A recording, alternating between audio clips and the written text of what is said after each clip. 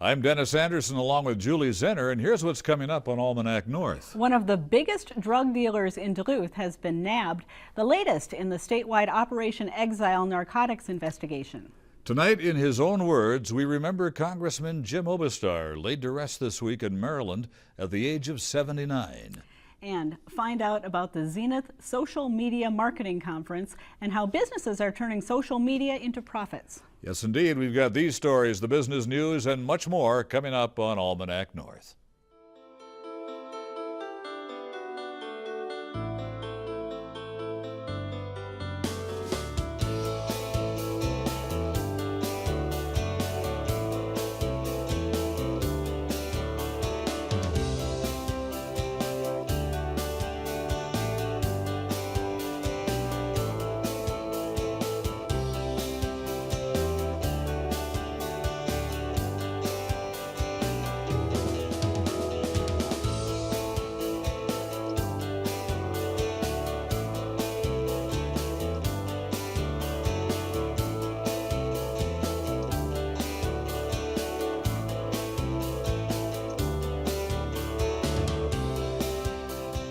Hello and welcome to Almanac North. Thank you very much for watching. Thousands of Minnesotans are getting ready for the big fishing opener tomorrow, Julie. Yeah, my husband's one of them. I think I'm going to stay home? I'm going to stay home this year until the ice goes out. Also Mother's Day coming up this Sunday. Mother's Day is coming up as well. Okay, well, we've got a lot to cover. Might as well get started. All right. Thank you, Denny, and welcome, everyone. This week, Duluth police announced the latest arrest in the ongoing Operation Exile drug operation. Across the state, more than 150 warrants were issued in mid-April. The latest arrest in Duluth is the result of a multi-agency investigation led by the Lake Superior Drug and Violent Crime Task Force. And here with an update is Lieutenant Steve Stracek of the Duluth Police Department, the commander of the task force. And Lieutenant, thank you so much for coming in. Thank you for having me. Tell us about the latest arrest, because this was really a pretty big fish. Yes, he was, and that arrest was a follow-up arrest that kind of stemmed from our investigation a couple of weeks ago in Operation Exile. We had identified him and we're working to try to pin him down to an address and go after him, and we were able to last week. And at that time found about an ounce of heroin and about an ounce of crack cocaine along with a handgun that turned out to be stolen that he had kept with the drugs. Mm-hmm. Apparently even that amount of drugs has a lot of street value. It does. Right now heroin in Duluth is selling for around $300 to $400 a gram. So when broken down for sale quantities, multi-thousands. It's several thousands of dollars worth of drugs, yes. Mm-hmm. Talk about the investigation leading up to the heroin bust. How long have you been working on it, and how does this fit into the larger statewide operation? Well, the original Operation Exile operation really was an ongoing case for several months prior to it. Several of the cases originated, even within the last year, where we've identified these suspects as being involved in selling heroin in our community, and understand that there's different times where people will have the drugs to sell and they may go to jail or go out of the community or stop selling for a period of time. So sometimes it takes a while for us to get the charges prepared and sent through and the arrest made. But we tried to coordinate this so that we could make an impact that was notable to the offenders, and also knowing, at least to pass along to the community, that we were doing something about the problem. So the wrap-up really occurred in conjunction with the DEA's operation down out of the Twin Cities. Lieutenant, how big is the heroin problem here? Well, last year we did an assessment as to what our biggest drug threat was here in our community, and heroin certainly was at the top. We went from 1 arrest in 2009 for heroin sales to 70 in 2013, just in our task force alone. So that kind of gives you an idea as far as what our focus has been in targeting heroin offenders and kind of where the problem has gone to. Typically, who is a heroin offender? Well, it's there's kind of two different levels. You see a lot of the users end up being sellers as well to support their habits. So they may buy a gram or 2 grams of heroin, or get a gram or 2 grams of heroin and sell it to some of their friends who are also addicted to the drug. And so they become guilty of sales as well, oftentimes to support their own habit or to make some money to pay the rent or their other bills. But above them typically is the dealer, and those are the folks that are coming here with the drugs, setting up shop in neighborhoods and in different apartments around our area, and selling drugs to those users in order to distribute the drugs. Are most of those who were arrested in this latest bust originally from the Twin Ports, or have they relocated here from other communities, or are they really just passing through? There's really a mix of different locations where they come from. Obviously, there are several that are local, and that really is a result of those local people that are starting to use heroin, become addicted to it, and then need to sell it in order to support their habit. But then, of course, there's several that come here realizing that the market's very good for selling drugs here. The amount that they can get for heroin here is about 3 to 4 times that you can get, say, in Chicago. $100 a gram in Chicago, 300 to 400 here. So the profit margin is significant. The alleged supplier here in Duluth is also apparently a convicted felon, and he had a weapon with him this time. Just exactly how serious is it when a felon has a weapon? What kind of a prison sentence could that alone bring? Well, it really varies on other criminal history points or prior convictions that they have. And it really varies to whether or not you're prosecuted in state or federal court. In the federal system, there's minimum mandatories depending upon criminal history. But a lot of times these armed felons oftentimes look at 15 or more years in prison on the federal side. In state court, it's really a variety of sentences depending upon how serious their prior convictions are and the circumstance around what was going on at the time of this arrest. Now these are some bad actors. They're coming to town, some of them. They have bad criminal histories. They carry weapons. Are you seeing an increase in violent crime in parts of our community too directly related to the heroin problem? I don't know that we could attribute it directly to the heroin problem. What we can say is we see sometimes conflicts between some drug dealers over quantities or exchanges between them, and whether or not someone owes someone money, or if they're trying to take over a certain area of a neighborhood to sell drugs out of. We see conflict at that time, but I don't know that there's really been an increase in random violent crime in our neighborhoods because of that. I think it's very specific to their crimes and their group of people that they associate with. To feed a drug problem and to pay for feeding that drug problem, I would assume that property crimes could be on the increase.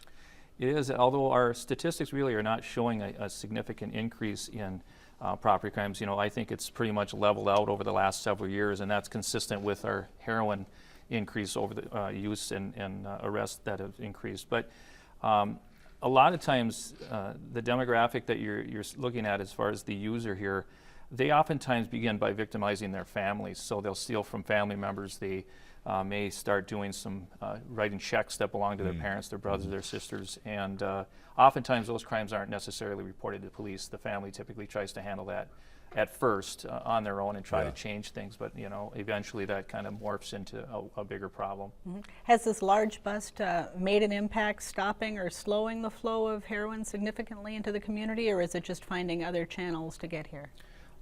We've seen a change in the way drug dealers are doing business because of the things that we've done. It seems that they've been more cautious and changing gears a little bit, but it's still occurring, and we're still active in going after those folks. We try to target those source people, those dealers that we can pin down and try to take that off rather than targeting those smaller dealers or the users that are trying to support their habit. Well, Lieutenant Stracek, thank you so much for coming in, and thank you for the work that you're doing on the streets. Thank you. Thank you, Lieutenant. Really important.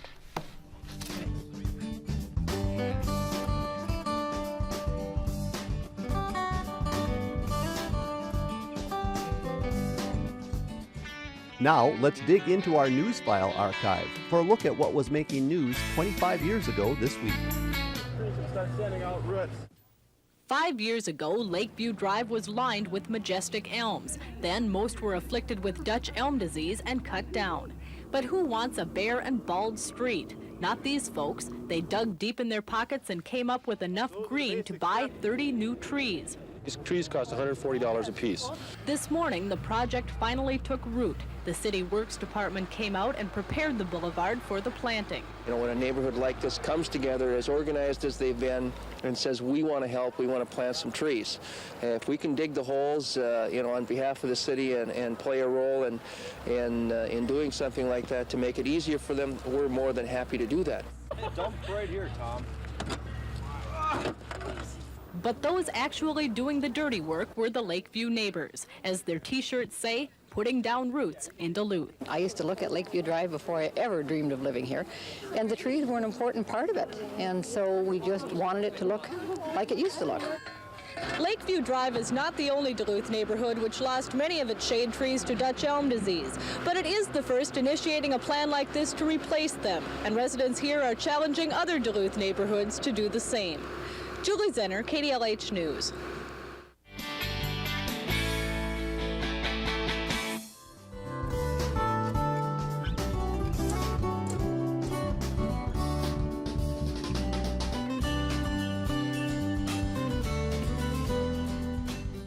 Early last Saturday morning, former 8th District Congressman Jim Obistar passed away at his Maryland home.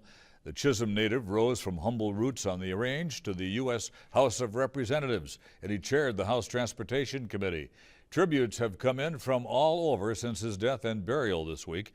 Tonight, we remember Congressman Obistar in his own words, recorded the day after he lost his bid for re-election in 2010. An emotional Obistar spoke from the heart as he prepared to leave the office he loved. Good afternoon. Thank you all for coming. In my first campaign in 1974, that primary, the election theme was "The people will decide." They decided that year, and they've decided again this year. We must always remember, and I have always kept it foremost in my mind, that this is the people's seat in this greatest deliberative body in the world, the U.S. House of Representatives.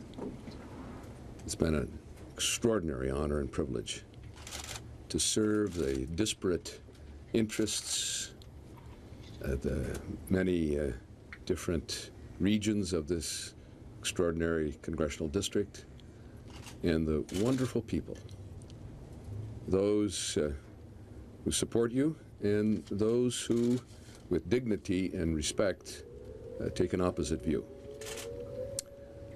And I've always, after the previous 18 elections, said thank you. I say thank you again for the privilege of serving you, the people of the 8th District, which I love and whom I love.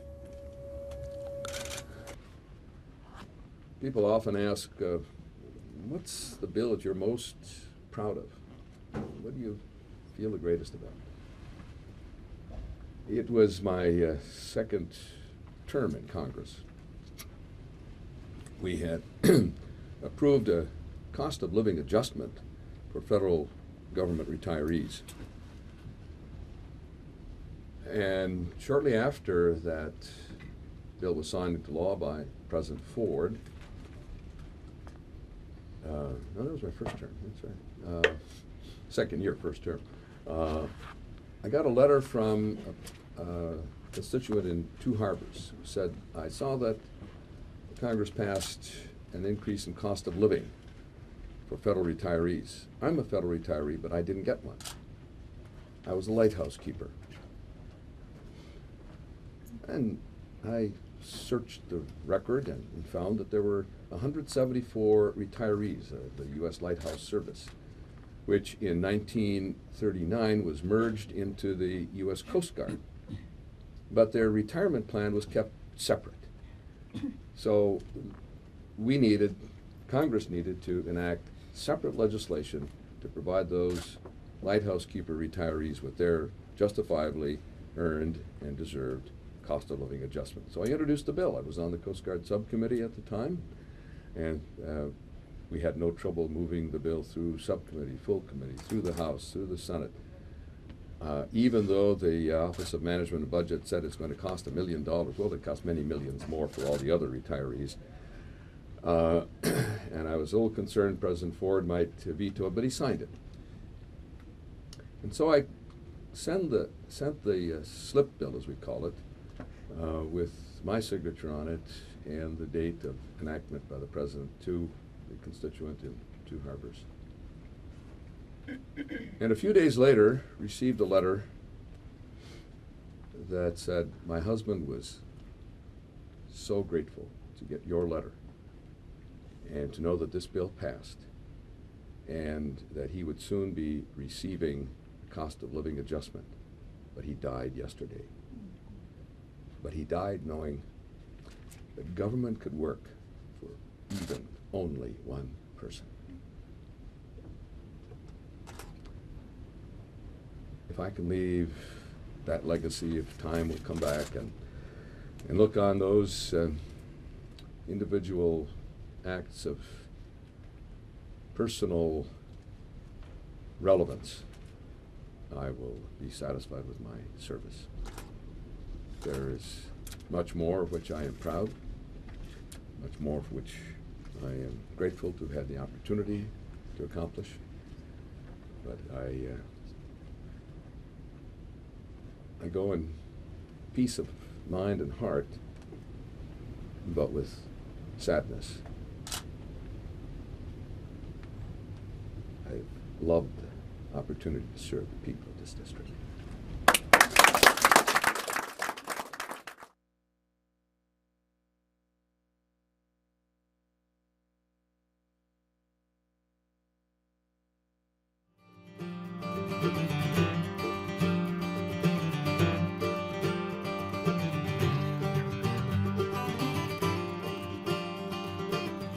The third Zenith Social Media Conference is coming to Duluth on May 22nd, featuring an impressive lineup of industry speakers.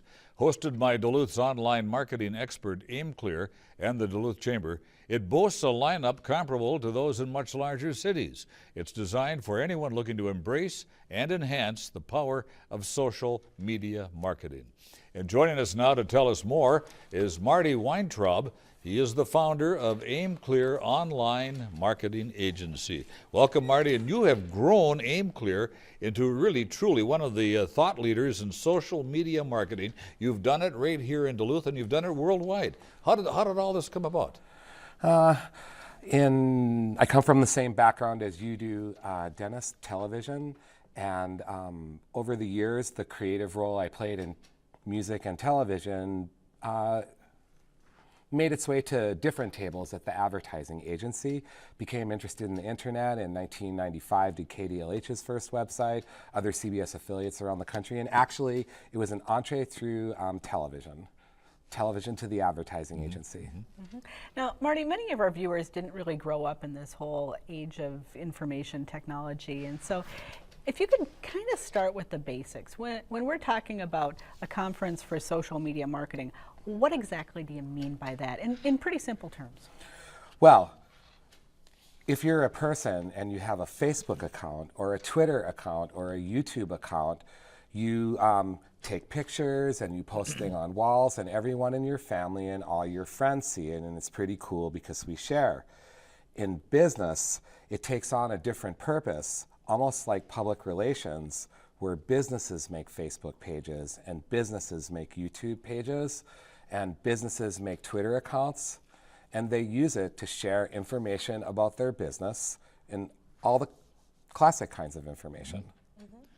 And how do they do this successfully without becoming an annoyance to people who are on there just to find out what's going on with their friends? That's a really good question, because most companies that go out into social media go, try my product, try my product, Sure. Try my product. And the way to be successful in social media is to take a magnanimous position and not spend very much of your time hard selling it all. Ask not what your social media community can do for you, ask what you can do for them.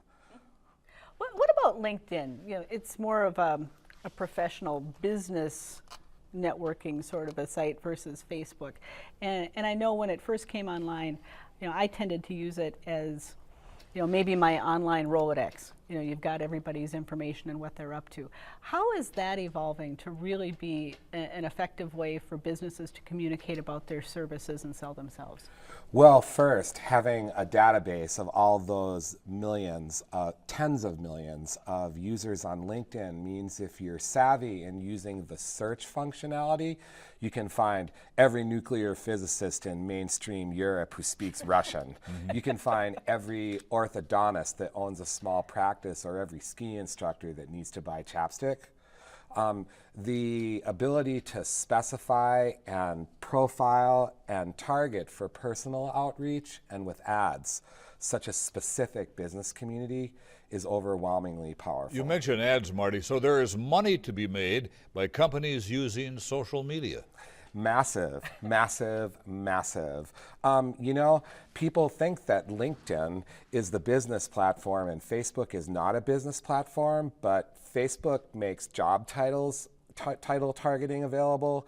You could target people by what degree they have or where they work, or in a grid with where they work, what their job title is, and what they went to school for.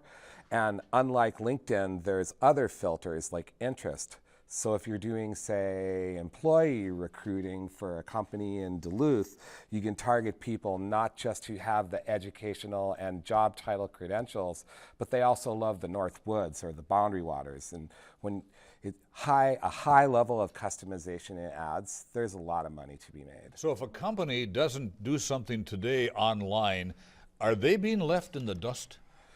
They're being left in the dust, you guys, completely left in the dust. Social media is going to happen to you businesses. It's going to happen. It's just a question of whether you're going to notice it go by and stop the bad things and take amazing advantage of the fantastic things. Mm-hmm.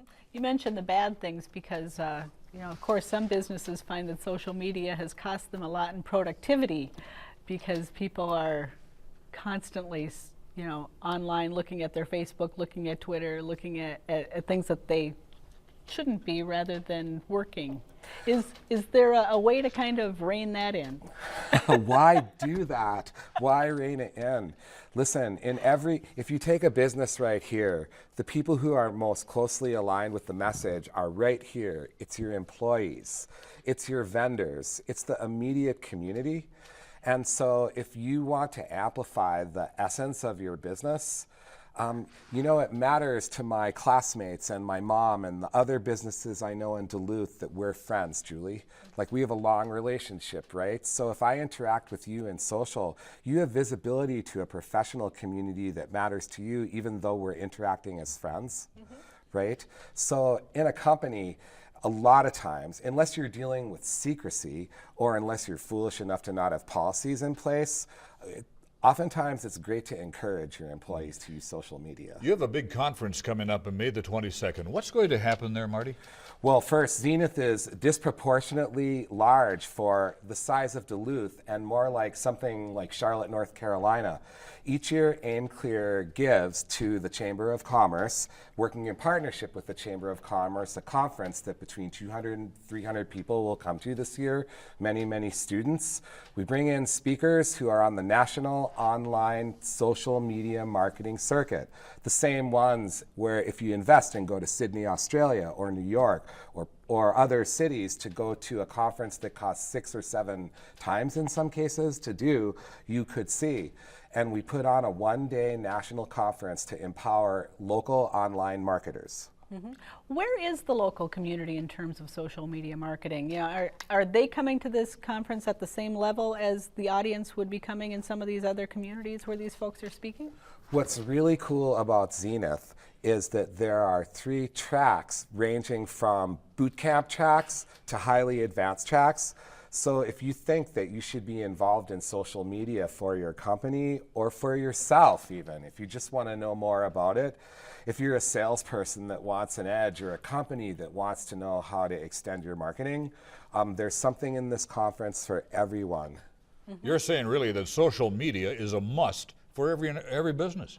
Yeah, social media, listen, if you don't participate in social media, you won't hear the good things that you could leverage, and you won't hear the bad things that could be of danger. It's just like standing in front of your store and saying hi to people that as they walk by. Yep. Marty Weintraub, thank you very much. All the best at the conference. Thank you so much. All right, thank you.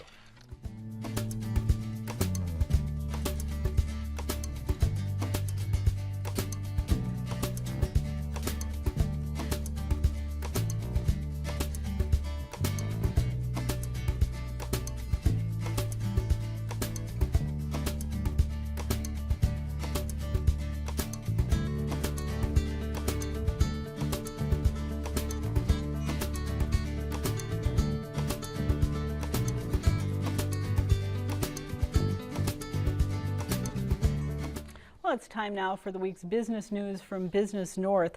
The Duluth job market is growing at a rate that outpaces the availability of quality housing stock.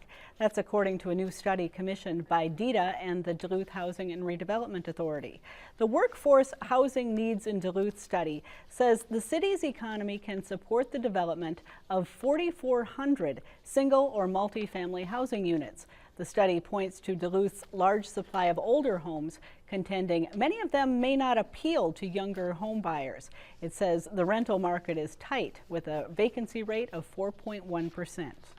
Elite Inc. on Wednesday reported net income of $33.5 million for the first quarter of 2014. That's a $1 million improvement from the same quarter last year.